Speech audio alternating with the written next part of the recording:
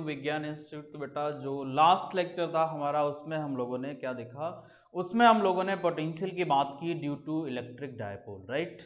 तीनों point consider किए थे। वन जो था हमारा वो पोटेंशियल एट एक्सियल पॉइंट था, second one potential at equatorial point and third one potential at any general point, right. तो ये हम लोगों ने due to dipole potential find out किया था। उसका ग्राफिकल एनालिसिस किस तरह से था, उसका ग्राफिकल बिहेवियर कैसा था, डिस्टेंस के साथ किस तरह से वेरी करता था, वो सारी चीज़ें हम लोगों ने बात की, right.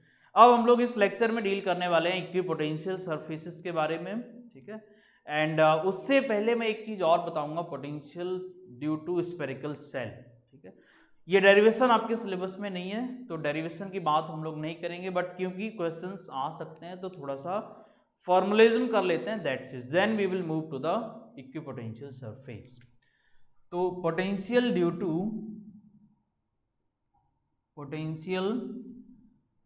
To spherical surface, spherical charged conducting shell बोल सकते हैं, कंडक्टिंग सेल, राइट। तो यहाँ पर जैसे कि इलेक्ट्रिक फील्ड के बारे में हम लोगों ने बात करी थी, वहाँ भी फॉर्मूला हमने ड्राइव किया था। उसी तरह से अगर आपको एक स्फेरिकल सेल दे दी जाए, कंडक्टिंग सेल दे दिया जाए, उसके ऊपर कुछ चार्ज होगा, ठीक है, सरफेस पे होगा क्योंकि ये कंडक्टर है, कुछ इसकी रेडियस होगी r, अगर ये q चार्ज है तो यहाँ पर there will be 3 points, one is outside, second one on the surface and third one inside. तो पोटेंशियल जब हम निकालेंगे इस फर्स्ट पॉइंट पर, that one is second point and this one is third point inside कहीं भी, तो क्या आएगा जरा ध्यान से समझ लो। तो पोटेंशियल एट फर्स्ट पॉइंट जो होगा हमारा वो एग्जैक्टली उसी तरह से कैलकुलेट होता है जैसे आपने पॉइंट चार्ज को कैलकुलेट किया था, राइट। पॉइंट चार्ज की वजह से जो पोटेंशियल होता है वही सेम पोटेंशियल आएगा, बिकॉज हम ये पॉइंट काफी दूर है, so we just assume like this shell is point charge, whole the charge is concentrated at the centre, that we have assume. So यहाँ पर जो पोटेंशियल आएगा वो क्या आएगा हमारा, v इज इक्वल्स टू के क्यू अपॉन आर। अगर ये डिस्टेंस हमारी क्या है, सेंटर से यहाँ तक की डिस्टेंस अगर ये r है तो ये हो जाएगा हमारा potential outside at first point जो आउटसाइड है।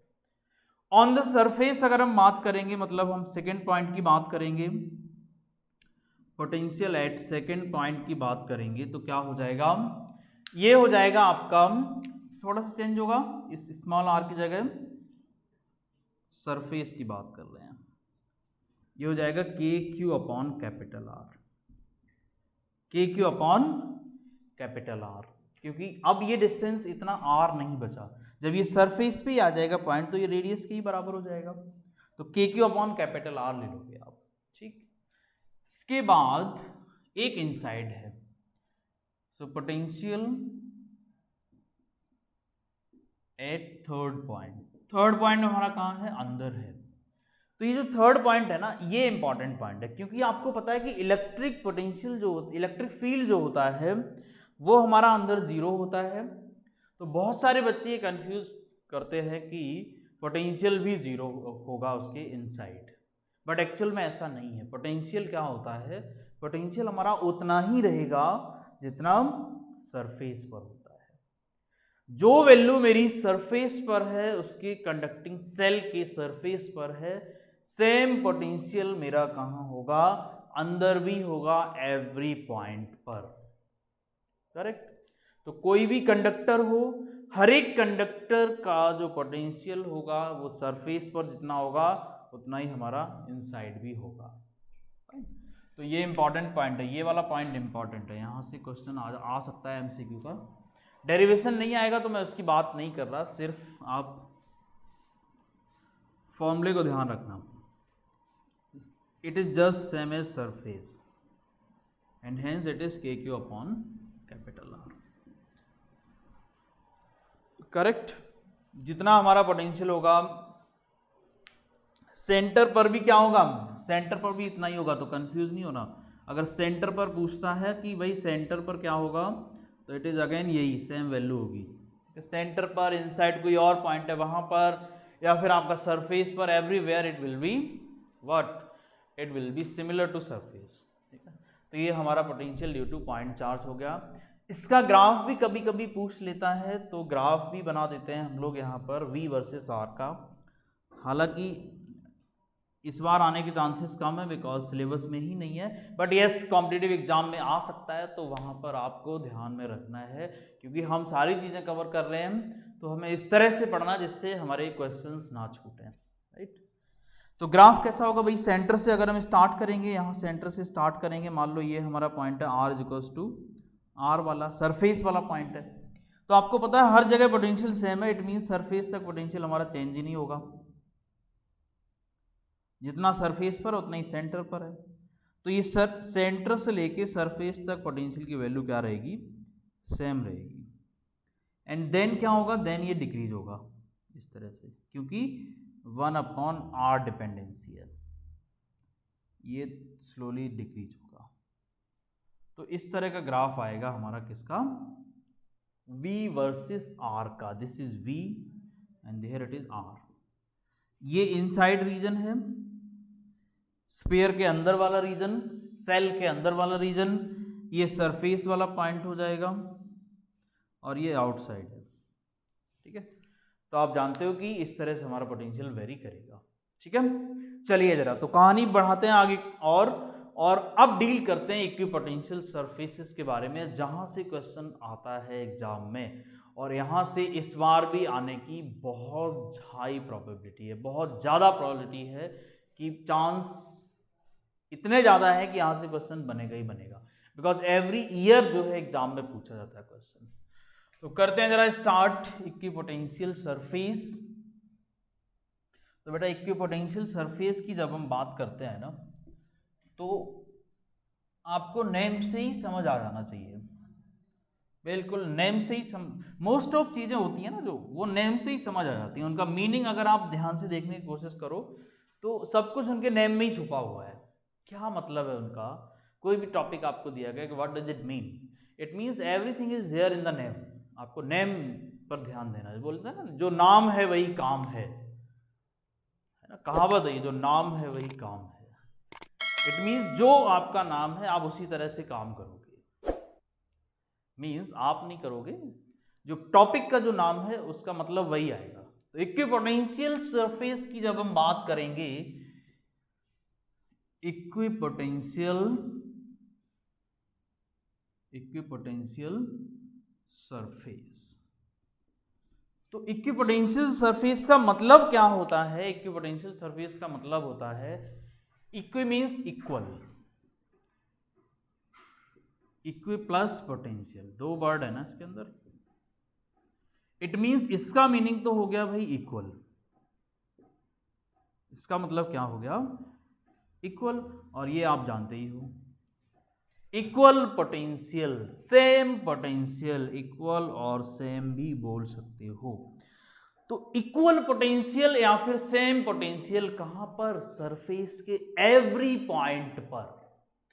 अगर सरफेस के एवरी पॉइंट पर पोटेंशियल कितना हो जाए, सेम हो जाए, तो ऐसे सरफेस को हम क्या बोलते हैं, ऐसे सरफेस को बोलते हैं equipotential surface. It doesn't matter what is the shape of that surface, कुछ भी हो सकती है, कोई लेना देना नहीं है, बट हमें इतना सा लेना देना है कि अगर मैंने कोई सरफेस कंसीडर किया, सपोज ये सरफेस हमारे पास है, और इसमें जितने भी पॉइंट्स मैं देख रहा हूं, हर पॉइंट पर पोटेंशियल क्या आ जाए, सेम आ जाए, तो ऐसे सरफेस को हम क्या बोलेंगे, इक्विपोटेंशियल सरफेस बोलेंगे। करेक्ट, तो ये समझ गए, इक्विपोटेंशियल सरफेस समझ गए। तो पोटेंशियल और the surfaces on which each point is at equal potential is known as equipotential surface. इसका मतलब क्या है कि भाई यहां भी पोटेंशियल V होगा, यहां भी पोटेंशियल V होगा, यहां भी पोटेंशियल V होगा, और एवरीवेयर V होगा। तो अगर पोटेंशियल डिफरेंस पूछ लिया जाए दो पॉइंट के बीच में ऑन द इक्विपोटेंशियल सरफेस, तो क्या आएगा? पोटेंशियल डिफरेंस आएगा भाई साहब 0।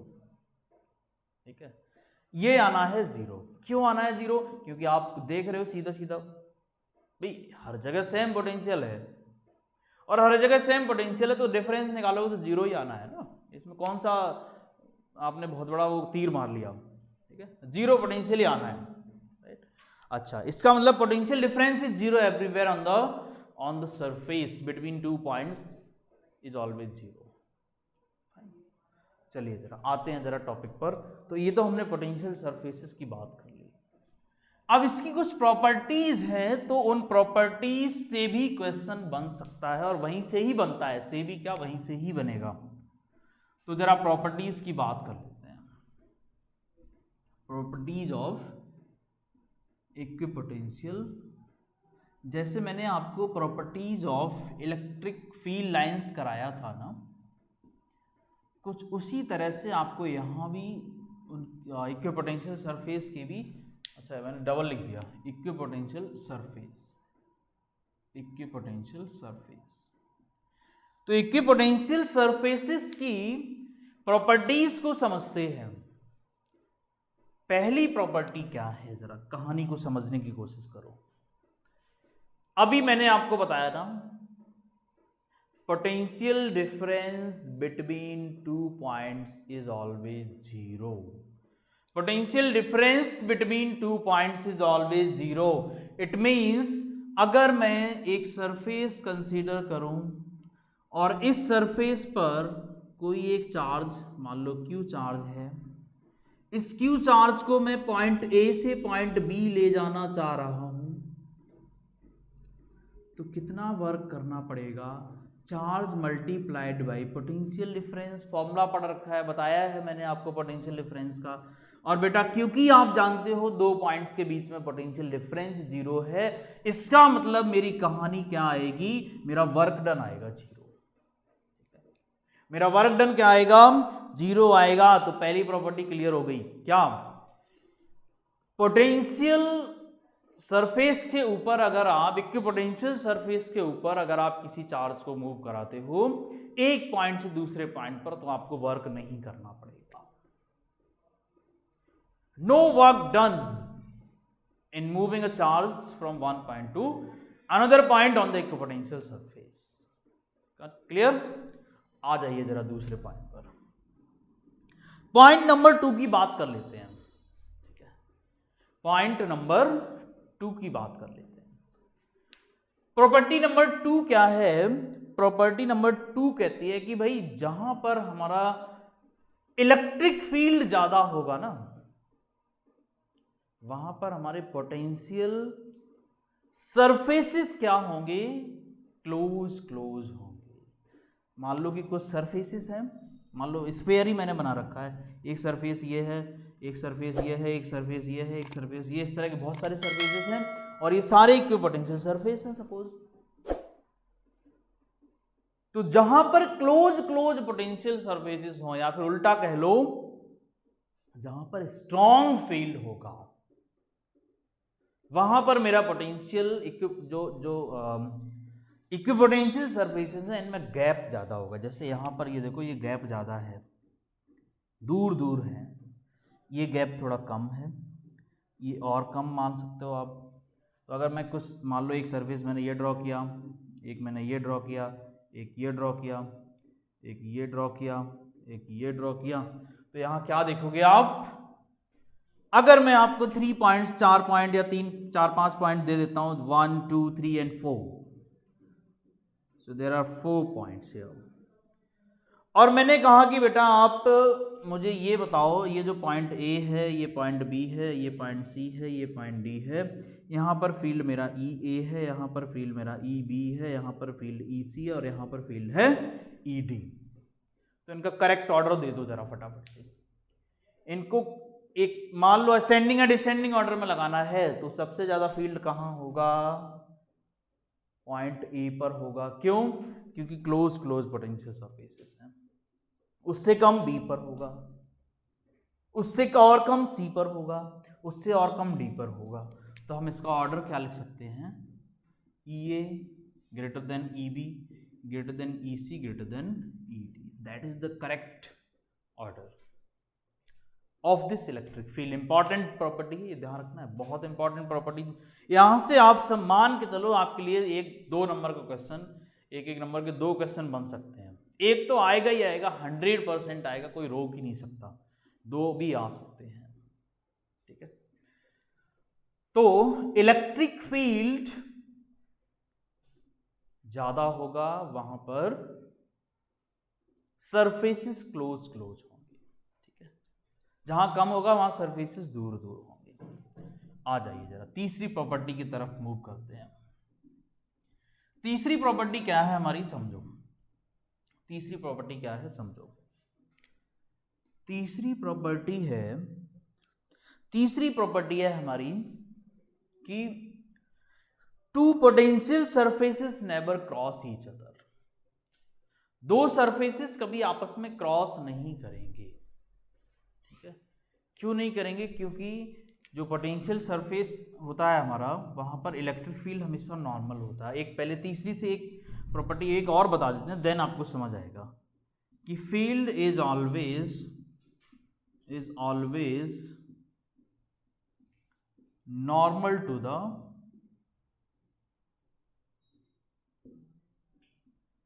Equipotential surface. अब ये बहुत इंपॉर्टेंट पॉइंट बता रहा हूं मैं आपको, नॉर्मल ही क्यों होता है फील्ड हमेशा इक्विपोटेंशियल सरफेस पर नॉर्मल ही क्यों होता है। कि जैसे आपने ये सरफेस ले लिया बेटा, और मैंने कहा कि फील्ड हमेशा नॉर्मल होगा, ऑलवेज इस सरफेस का नॉर्मल होगा। क्यों होगा नॉर्मल, क्या दिक्कत है अगर नॉर्मल नहीं होगा, है दिक्कत क्यों नहीं है, बहुत बड़ी दिक्कत है। देखो मैं बताता हूं दिक्कत क्या है। कि मैंने कहा कि ये मेरा इक्विपोटेंशियल सरफेस है और ये मेरा इलेक्ट्रिक फील्ड है। तो अगर ये नॉर्मल नहीं होता, मान लो ये ऐसे होता, यहां पर ऐसे है, तो अब इसके 2 कंपोनेंट्स हो जाएंगे। एक तो ऐसा इधर हो जाएगा, ऐसा कंपोनेंट, ये इस इलेक्ट्रिक फील्ड के 2 कंपोनेंट हो जाएंगे, एक तो ये वाला और एक इसके जस्ट नॉर्मल। इससे तो चलो कोई लेना देना नहीं है क्योंकि ये नॉर्मल कंपोनेंट है, लेकिन ये वाला कंपोनेंट क्या करेगा, चार्ज के ऊपर फोर्स लगाएगा। सरफेस के ऊपर जो चार्ज होगा अगर कोई, तो उसके ऊपर फोर्स लगाएगा अलोंग द सरफेस। क्योंकि ये जो फील्ड आएगा ना, इसका मैंने 2 कंपोनेंट ब्रेक करे, एक कंपोनेंट इधर होगा, एक कंपोनेंट इधर होगा। तो ये कंपोनेंट क्या करेगा, यहां पर जो चार्ज होगा उसके ऊपर फोर्स लगाएगा, और उसके ऊपर फोर्स लगाएगा तो चार्ज मूवमेंट करेगा, और अगर चार्ज मूवमेंट करेगा बेटा तो कुछ ना कुछ वर्क होगा। और जब वर्क होगा इसका मतलब कि भाई 2 पॉइंट्स के बीच में पोटेंशियल डिफरेंस 0 नहीं हो सकता है। क्योंकि अभी मैंने प्रॉपर्टी बताई थी, वर्क डन क्या होता है, 0 होता है on the potential surface, equipotential surface. और यहां तो 0 नहीं होगा ना, यहां तो जब चार्ज मूव कर जाएगा, फोर्स लगा दिया, डिस्प्लेसमेंट भी हो गया उसमें, तो वर्क डन 0 कैसे आएगा, नहीं आ सकता। It means that is contradiction, that is against the definition of equipotential surface, and hence it is naturally always normal to the surface. Electric field is always normal to the surface. 4th property पर आ जाते हैं जरा, जो मैंने अभी आपको बताई थी कि 4th प्रॉपर्टी हम लोगों ने क्या, two equipotential surfaces never cross each other.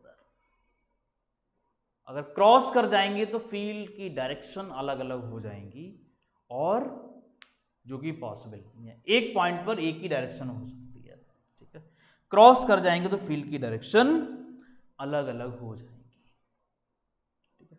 तो ये इक्विपोटेंशियल सरफेसेस के बारे में हम लोगों ने बात कर ली, उनकी प्रॉपर्टीज को समझ लिया, ठीक है। अब हम यहां पर एक चीज और डिस्कस करेंगे, different surfaces, different charge configurations के लिए किस तरह के सरफेसेस को आप ड्रॉ करोगे, किस तरह के सरफेसेस को ड्रॉ करोगे। तो इसको कवर कर लेते हैं इसी लेक्चर में। Equipotential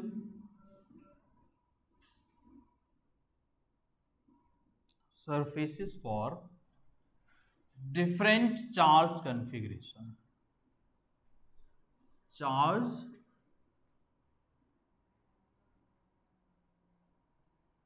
configuration. अब जैसे आपको डिफरेंट चार्ज देकर इलेक्ट्रिक फील्ड लाइंस आपने बनाई थी चैप्टर 1 में, उसी तरह से डिफरेंट चार्ज कन्फिगरेशन आपको दिए जाएंगे और बोला जाएगा आप ड्राइव करो किसको, इक्विपोटेंशियल सरफेसेस की बात करो, इक्विपोटेंशियल सरफेसेस को बनाओ। तो कैसे बनाएंगे जरा देखो।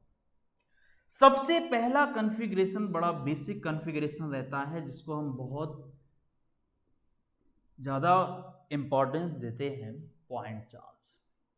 पॉइंट चार्ज अगर आपको दे दिया जाए बेटा तो उसके चारों तरफ कैसा सरफेस बनेगा, स्फेरिकल सरफेस बनेंगे,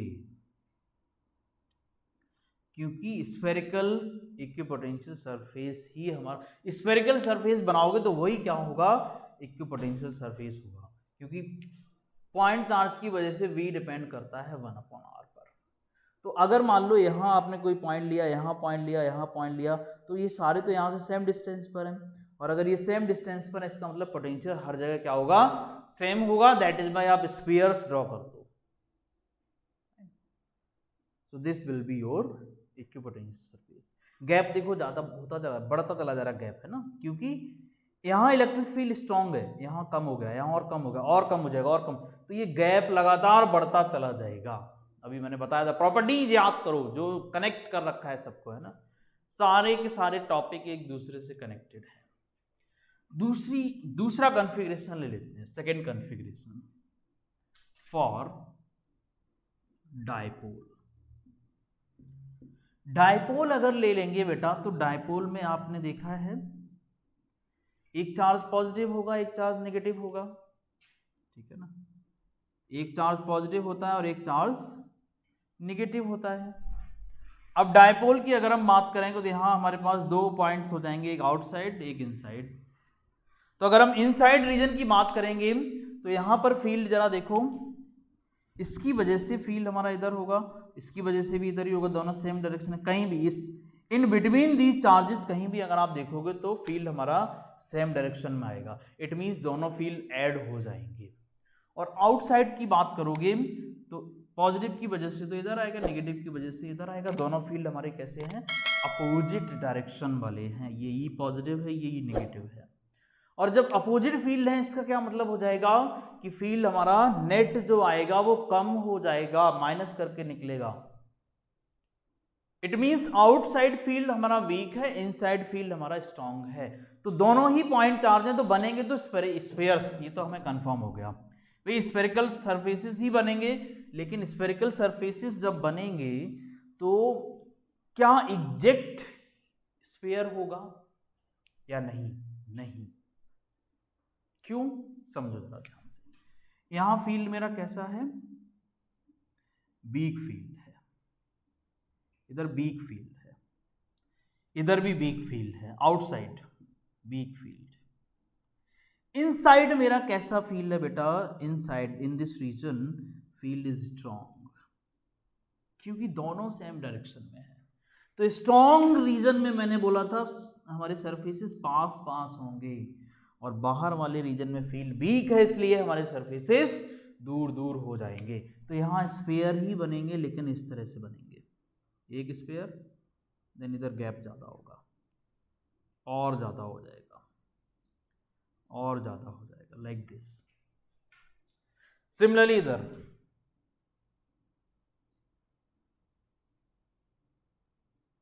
ये एग्जैक्ट ही स्फीयर बनेंगे। आप सही से बना लेना इसको कंपास की हेल्प से।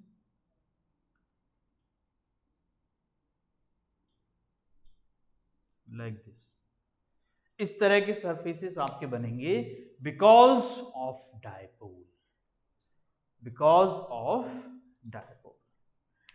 अब मैं आपको दो सिमिलर चार्जेस दे रहा हूं, इनका आपको खुद से बनाना है, पॉजिटिव पॉजिटिव और नेगेटिव नेगेटिव। ये तो दो अपोजिट चार्जेस का था, dipole means plus and minus, charges की वैल्यू सेम थी। अब मैं आपको सेम वैल्यू वाले दो चार्जेस दूंगा, बट दोनों कैसे होंगे, सेम नेचर के होंगे, एक पॉजिटिव पॉजिटिव नेगेटिव नेगेटिव। इनका इक्विपोटेंशियल सरफेस बनाना किस तरह से होगा, ठीक है, तो ये आपको खुद से ट्राई करना है।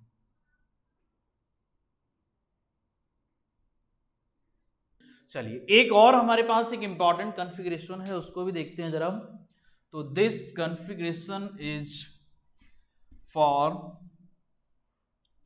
Uniform electric field, for uniform electric field.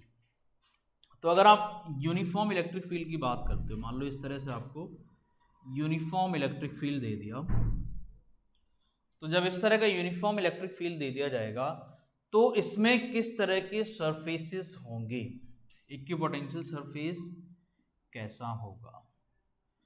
तो बेटा इक्विपोटेंशियल सरफेस जो होगा हमारा वो कैसा होगा, वो एक प्लेट या सीट टाइप होगा, बिकॉज सीट का जो इलेक्ट्रिक फील्ड होता है वो यूनिफॉर्म होता है। तो यहाँ पर कैसा सरफेस मिलेगा आपको, लाइक दिस, इस तरह के सरफेसेस आपको मिलेंगे।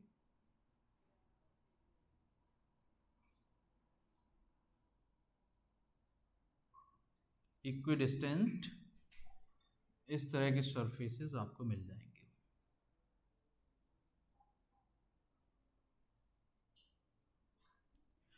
तो ये हमारे सरफेसेस होंगे प्लेट टाइप, सीट टाइप। ये किसकी वजह से होंगे, फॉर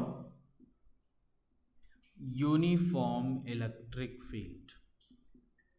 अब ये अभी इलेक्ट्रिक फील्ड मैंने एक्स एक्सिस पर अप्लाई कर रखा है, अगर आपका बाई एक्सिस पर होता है ये इलेक्ट्रिक फील्ड तो इस तरह से बाई एक्सिस पर सीट्स बन जाती, ठीक है, उसी के अलोंग।